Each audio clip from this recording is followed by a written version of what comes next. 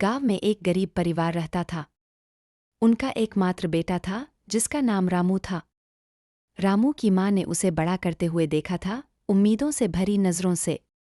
उनकी सबसे बड़ी इच्छा थी कि उनका बेटा एक दिन गांव का सबसे प्रतिष्ठित व्यक्ति बने। गांव में एक संस्कृत मंदिर था जिसमें हर साल एक प्रतिष्ठात्मक पुरस्कार भी दिया जाता था। इस पुरस्कार को पाने के लिए वहां कई दिनों तक विद्वानों, गणितज्ञों और चिकित्सकों को विदेश से आने की अनुमति थी। रामू की माँ ने देखा कि इस पुरस्कार के लिए उनके बेटे की उम्मीदें और सपने थे। एक दिन रामू की माँ ने अपने बेटे को मंदिर की पवित्रता और उसके महत्व के बारे में बताया। उन्होंने रामू को समझाया कि वह अपने सपनों को साकार करने के लिए कुठारी में काम करने के बजाय अपने शिक्षा और ज्ञान को बढ़ाने पर ध्यान दे।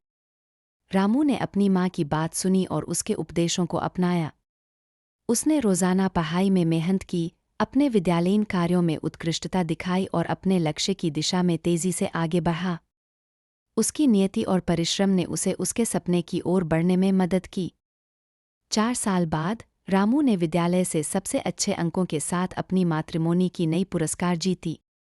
वहां पहुंचकर उसने अपनी माँ को आलिंगन किया और कहा, "ए माँ, आपकी शिक्षा और आशीर्वाद के बिना यहाँ नहीं पहुंच पाता।" उसकी माँ ने उसे गले लगाया और धीरे से कहा, "रामू, तुमने हमेशा मुझे गर्वान्वित किया है। तुम्हारा यह सफलता हमारे परिवार के लिए एक बड़ी गर्व की बात है।"